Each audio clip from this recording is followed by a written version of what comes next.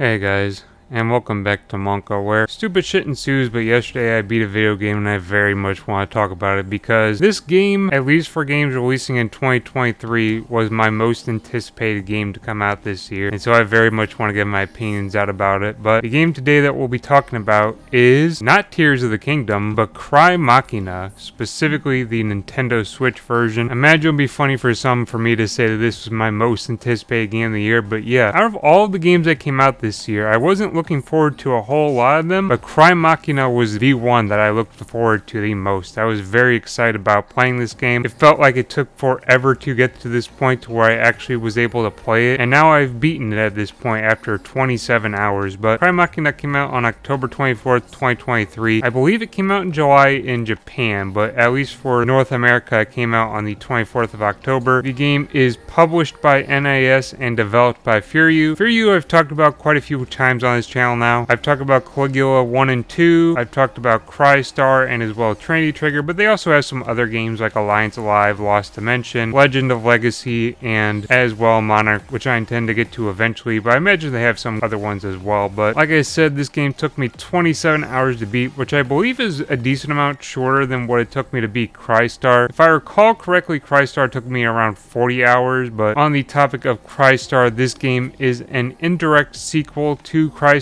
Saying that, I mean that fully because this game has really no relation story-wise to Crystar. So if you never played Crystar, you could actually jump into Crymachina and you'd be just fine. I think the only advantage Crystar players would really have is having an appreciation for the similarity and themes between Crymachina and Crystar, and as well as systems and stuff like that. But otherwise, they are two separate games that you do not have to play Crystar to play Crymachina. But the game came out on Nintendo Switch, PlayStation, and PC via Steam. Skipped Xbox for one reason or another. I don't know why, but the long and the short of my opinion on Crymachina is, you know what, I really enjoyed my time with this game, and I really like the story and characters, which has always been a strong point for FightLordOfEden in their games. That being said, I can't help but feel a little bit underwhelmed by this game, to be honest. It feels kind of like it was rushed a little bit because its story is so short and not as fleshed out. It still is a really good story and the characters are still really good, but it feels like it was somewhat rushed. And as well, this game does take a step forward from what Crystar did, but as well in some respects it actually feels like it takes steps back, which is really weird. But in terms of the graphics and performance, the graphics are fine for what they are on the Nintendo Switch. They're nothing amazing looking, like my socks were on the entire time. They didn't blow my socks off, but at the same time it's a Switch game, so who really gives a shit? They look fine for what they are, to be honest. Some people would probably bitch about the fact that they're a bit pixelated, but honestly it didn't bother me at all. Just because I'm not like a graphics connoisseur, it doesn't bug me at all, and they look fine for what they are. Now, something I was kind of worried about was going to be the performance of the game, since it's such a late-gen Switch game. I figured it might have some performance issues considering Crystar had performance issues, but that's not the case for Crymachina. The game runs perfectly fine on the Switch, and it keeps consistent frame rate. Maybe there were a couple hitches here and there, but there was nothing near as bad as what was in Crystar with like severe frame drops and stuff like that. The game runs perfectly fine, and honestly, I can appreciate that due to the fact that the previous game ran like shit. This one runs perfectly fine, and for a high-speed action game, I appreciate that. But in terms of the graphics and performance, the graphics aren't really anything amazing on the Switch, but who really cares? They probably look fine on the PlayStation and PC. I haven't really done any digging or research, but they probably look fine on there. But on the Switch, it looks just fine, to be honest. It's nothing to complain about. I never played a game that was bad just because of its graphics, but in terms of performance as well, the game runs just fine. Maybe there were a couple hitches, but other than that, it runs perfectly smooth. Now, in terms of music and voice actors, the music is actually pretty sweet in this game. The only downside is the fact that you really don't hear the same tracks over and over again. The game has a bunch of bangers on it, but you only hear them like maybe once or twice, and then those bangers are just gone forever because they'll never really reappear in the story, which is kind of a shame because this soundtrack has a lot of good songs on it, to be honest. It's a really strong soundtrack that I like, to be honest. It has a decent amount of Crystar influence in it with a lot of soft and mellow songs with kind of pianos and violins and like string instruments that's really beautiful and like mellow that I really like, to be honest. But as well, it has a lot of high amp like action songs with a lot of synth influence in them, sometimes sounding like electronica and EDM that I really like. Like, it has a really strong soundtrack that's really good. A really standout part is the vocals. A lot of the vocals in this game are really beautiful and really set the tone for like having these really emotional songs. I love the vocals in this game's soundtrack. So in terms of the soundtrack overall, it's a really good, solid soundtrack. My only complaint is that you really just don't hear these solid songs all that often. You hear the songs maybe maybe once and then they're gone forever and you just kind of move on. And sometimes you don't even get enough time to hear the songs just because of how short battles are, which is just a real shame because these songs are bangers, but they just last so short. But in terms of the voice actors are pretty good, to be honest. I feel like they definitely play their role to bring out their characters and to bring out the emotion in the game, and I think they definitely do their part, to be honest. Now, with that being said, the voice actors are all Japanese, and this time around, as opposed to Crystar, there is no English voice acting option, so it's Japanese only. It doesn't really bother me all that much, to be honest, because I always play my games in Japanese anyway if they are JRPGs, but just something worth note since it's kind of a weird switch that they made from Crystar to Crymachina for this game not to include English voice actors when Crystar included English voice actors, but nonetheless it's more of a bullet point and something that I don't really hold against the game. But finally, in terms of sound design, it wasn't something that I noticed all too often, to be honest. I guess the sound design is fine. The weapon sounds are pretty good, but they're nothing crazy in my opinion. But the sound design is pretty good, but it was nothing standout in my opinion. But in terms of the overall sound design, I really like the music. I just wish I heard the tracks more often because there's honestly some bangers in here. You just don't hear them often enough to be able to really appreciate them because they only play like maybe once during the entire game. The voice actors are very solid and they definitely do their part to bring out emotion and to bring out their characters within the story. And in terms of the sound design, it's alright, but it's really nothing standout. Now, in terms of the story and characters, this is really where Crymachina shines, and in all honesty, it's where most Furyu games tend to shine. Now, the story is some sort of crazy roller coaster, and honestly, I don't want to spoil too much of it because honestly, it's just something beautiful to experience. So I'm going to kind of give a short synopsis of what you learn within maybe the first 3 to 5 hours, but kind of just leave it at that because honestly, the story just goes crazy all the way through. But the long and the short of the story is the fact that the game takes place 2,000 years in the future. So yeah, the game takes place in the year 4000, if you can believe it. It's kind of a crazy thing that they throw at you and expect you to understand from the beginning. But 2,000 years in the future, humanity has gone extinct due to a syndrome known as centrifugal syndrome and as well due to war caused by humans. Essentially, the syndrome and as well war between nations wiped out the entirety of humanity, and so humanity no longer exists anymore. With that being said, humanity kind of set up a safeguard for itself in the form of a spaceship known as Eden. Now, Eden is loaded with AI known as Deus Ex Machina that pretty much are tasked with the sole purpose of rebuilding humanity and restoring humanity. Now, with that being said, this picks up 2,000 years after the death of a human named Leben. Pretty much Leben sees her last moments dying to central fugal system and then is all of a sudden revived in a sense 2,000 years later on Eden. She doesn't understand what's going on because as far as she knew, the last memory she had was of dying to central fugal system. Now, when she arrives on the spaceship Eden, she meets with a character known as Enoa. She doesn't know really who Enoa is, but she follows her to a safe haven where she meets two other humans known as Ami and Mikoto. And at that point, the story kind of takes off in a wild direction, but pretty much they're trying to survive. And there's some nuance to the story, such as the fact that they're not really human, but they're almost like the existence of souls of humans. It's a really weird story, and honestly, they throw all of this information at you up front and just kind of expect you to deal with it, which is kind of wild, but to be honest, the story eventually settles and you kind of get into it. But the story is pretty wild, to be honest, and it's also pretty nuanced, and I can really appreciate it for what it is just because it does have a lot of deep lore that digs into, whether that's in the actual story or whether that's through archived knowledge that they have throughout the game. But I really liked the story, all the twists and turns, all the nuance to it. It was a really enjoyable story and I really enjoyed the ride. Now, that being said, at some points I kind of felt like the story wasn't fleshed out all the way, to be honest, and that kind of has something to do with the fact that this game ends so soon, the fact that it's only 27 hours long. I felt like there were points where the story could have been fleshed out more, and with the fact that it takes so many twists and turns, it feels like some of these story arcs that's developed kind of don't really get fully developed and are kind of dropped, to be honest, just because something to mention with the story is that it switches focuses so quickly that at one point they're going with this task and then they're done with this task, but now this thing popped off and they gotta deal with that. And they deal with that, but something else popped off, so they gotta deal with that. But these points sometimes feel so shortly lived that it doesn't feel like they fully flesh out these ideas and points, to be honest, and that's kind of disappointing. Now, that being said, like I said before, I still really enjoyed the story and I still think it's a really good story overall, but it's just worth mentioning that at some points I just felt like the story wasn't fully fleshed out. But that being said, either way, the story is still a very powerful story, and honestly it made me cry like 2 or 3 times. It was a very emotional story, and I'm not afraid to admit that fact that I did cry, because honestly it's just an emotional story, and when you get so attached to the characters, which I'll bring up next, but once you get so attached to those characters, it's kind of hard just not to have those moments where you just kind of cry cry because you feel some sort of way, just because of how attached you feel to the characters. But kind of using that as a segue, in terms of the characters, I feel like the characters are really strong in Crymachina. The main characters are Enoa, Leben, Ami, and as well Mikoto, but there's also some side characters. The side characters certainly aren't as well developed as the main 4 characters, but they definitely are there and I definitely like them. Now while the side characters are there and I can appreciate them, something I feel that's worth mentioning is the antagonists. I feel like the antagonists in this game really aren't all that well developed, to be honest. Now in a game like Caligula Effect, I felt like they did a pretty decent job of developing the antagonists, but in this game they kind of aren't really all that developed very well. Their means to an end aren't something that you really can be like, oh well, I can actually understand what they're trying to do. They're kind of just selfish assholes that you really just don't care for. I guess that's kind of the point, but to be honest, I kind of like it when games develop their antagonists to be something that you can kind of respect, or that actually kind of have a strong personality to them. The antagonists in Crymachina definitely do not have that. They're just kind of two-dimensional characters that are enemies for the sake of being enemies, but other than that, the side characters are pretty decent, but they're nothing crazy. But the main 4 characters are really what you come to care about. I feel like all 4 of the main characters are really well developed, and their character arcs are really appreciable. You go from not really liking Leben at the very beginning of the game just because she's not very likable of a character, to her really developing into her own and becoming some character that you can actually really like and appreciate. And as well, Enoa is just a lovable character all the way through, to be honest. I think she was pretty much the basis for all the reasons I cried throughout this game, just because she's such an innocent and lovable character with her personality. I just loved Enoa's character. As well, Amy and Mikoto are very likable characters, to be honest. I could really appreciate their characters. Now, if there's one complaint that I can have with this game versus Crystar, I felt like Crystar had a stronger point with characters, to be honest, just because there was conflict between the main characters. I felt like that helped with development of the characters, just because there really isn't any conflict between the 4 main characters at any point. That's like serious conflict, to be honest. They'll have their little squabbles, but it's nothing too crazy, to be honest. And in something like Crystar, the main characters actually had like legitimate problems with each other that led to some serious implications with like the issues that they had with each other, that led to some serious character development that I feel like is kind of missing with this game. Now, of course, since the 2 games are kind of disconnected, it's not too big of a point of contention, just because they're pretty much 2 different games in most respects with only some slight overlap. But I think it's worth mentioning just because I feel like it's worth mentioning since they're kind of sister games nonetheless. But overall, in terms of story and characters, the story is pretty good. I actually liked it a decent amount, and it has a decent amount of emotion in it. I just feel like at some points, some of the points are rushed. I did appreciate some of the overlap between Crystar and Crymachina and its thematics in the story. In terms of the characters are really strong for the main characters. The antagonists, though, I felt like were pretty weak, and as well, I felt like the side characters were decent side characters, but they were nothing amazing. Now, in terms of the gameplay, the game is kind of split into 2 different sections. Mainly, you'll get the dungeon crawling, and as well, you'll kind of get the phases where you're optimizing your characters and appreciating the story through kind of the heavy visual novel aspect that this game has to it. The visual novel aspect part of this game is not really a visual novel, I guess you put it, but it is very story heavy with the way it conducts it. And I can say that the character portraits for this game are pretty nice for the kind of visual novel segments, to be honest. They have moving mouths, they emote, they have blinking eyes. They're not static portraits, and I can kind of appreciate that. That being said, the actual character models within game don't really emote. They kind of blink and talk, but they don't really emote in any sort of way, kind of like Caligula Effect where they actually did emote, which is kind of a disappointment. But the story segments were pretty nice nonetheless. They could drag on at points, to be honest, which was kind of an annoyance for me, but I expected it due to the fact that Crystar and Caligula Effect had similar issues where the story could just drag on and on and on, and at some points felt like it was just never going to end. It very much is a game that you have to actually set aside time to play instead of just playing it kind of in short bursts, because these story segments can definitely drag on at points. But in terms of the dungeon crawling part of this game, it's pretty much where the game is actually the game, but it feels like a lot of these parts are kind of short-lived, to be honest, and I do have a decent amount of problems with the gameplay, to be honest, but I do also like some things they did differently from Crystar. But in terms of the dungeons, I feel like this is kind of one of my biggest complaints about this game, because the dungeons are very linear, and they're also not all that interesting either in terms of their visuals. Now, that could be somewhat not a complaint for some people, since it makes the gameplay more linear and you don't have to really worry about this big branching areas, but I kind of complained about Crystar having these bland areas, but as well, the bland areas were actually pretty big and there was a decent amount to explore, even if they were kind of just bland and kind of narrow and not a lot to see. But this game is linear, and when I say linear, you're pretty much just following one path to the objective every time, and it is just very obvious and very linear about how it goes. goes about it. And the game offers you very little in the way of side exploration in terms of these dungeons, which is just kind of disappointing. There's just not a lot to do in terms of side exploration and dungeons. You pretty much just play through the dungeon, beat through the enemies, and then beat the mini boss at the end of the dungeon. And there's just not a lot of exploration or anything to be done in most dungeons. Now, some dungeons offer you some side exploration, but not a whole lot, to be honest. And that's just really disappointing, because in Crystar, I kind of enjoyed the fact that you had these more open areas. I just didn't like the fact that they were so bland, to be honest. But this game's actually worse in that aspect, because the areas are just unbelievably linear, and as well, the environments are still pretty bland, to be honest. There's just not a lot to see in terms of visual flair in terms of the environments, just because it kind of takes this kind of cyberpunk sci-fi aspect that it has about it, but it really does nothing really interesting with it, which is kind of disappointing. Now, in terms of the base gameplay, this game is an ARPG, so you'll pretty much be hacking and slashing your way through enemies, and this is what the game does better over the original Crystar. The original Crystar's combat was pretty bad, to be honest, though I still was somehow able to enjoy it. It was very clunky and it wasn't very good. It was very slow. It felt very much like it would drag on, but this game does it a lot better. The combat is fast, fluid, and anything but slow, to be honest. Even with the slowest character that you can play as, the combat is still very fast and fluent. And honestly, I can very much appreciate that. Where the combat in Crystar felt like it would drag on, this game is just hack slash, tear enemies apart with no skip. It is just very fast and very flashy, and I like that a lot. It is a huge improvement over Crystar in terms of the combat. The game doesn't give you a crazy amount of variety in terms of weapons to be used. You get pretty much a sword, a spear, and a hammer between the three main characters, but as well you get a ranged weapon that the characters can use.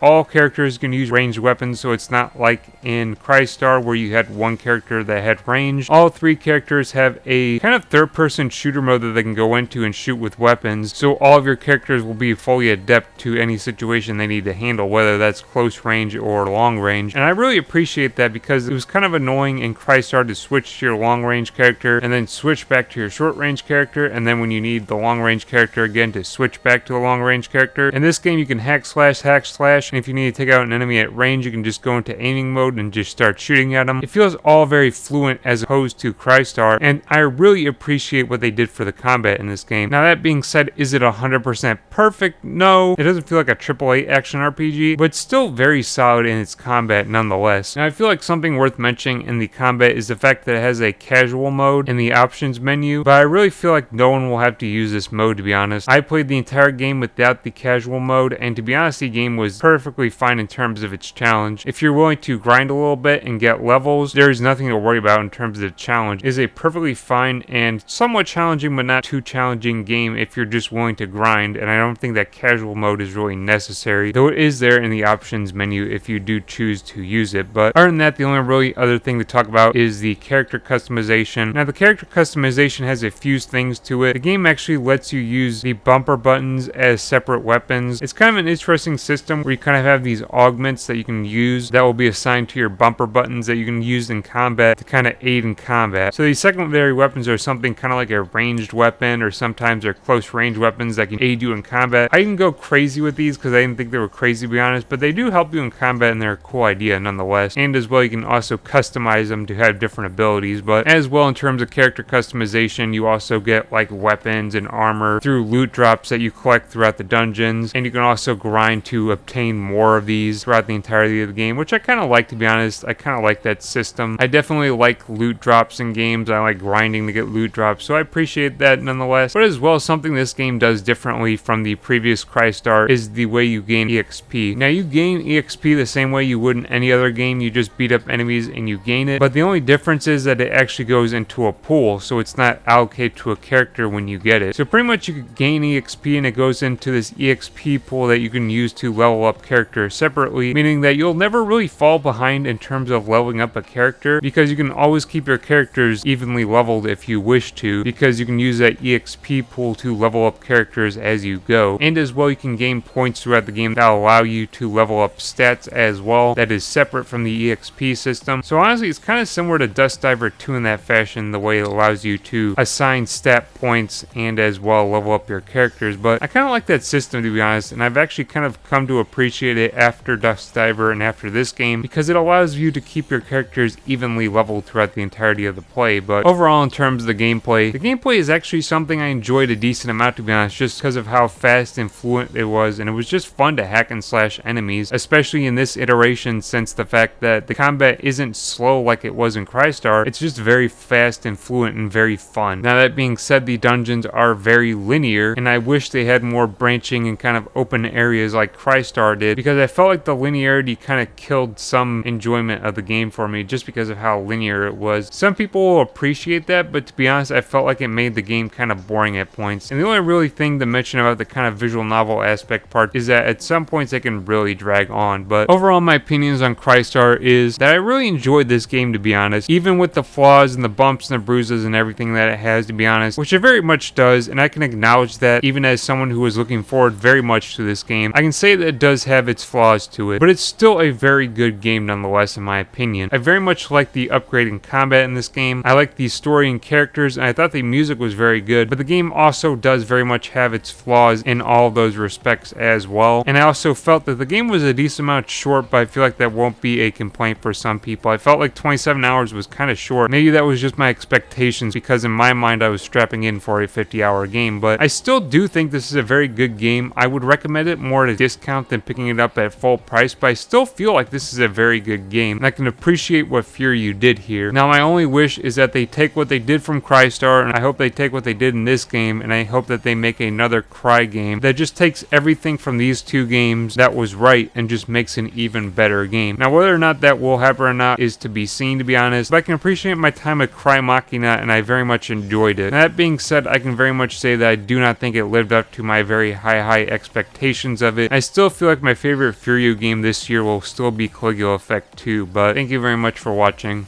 Until next time, I'll see you. Stay chill.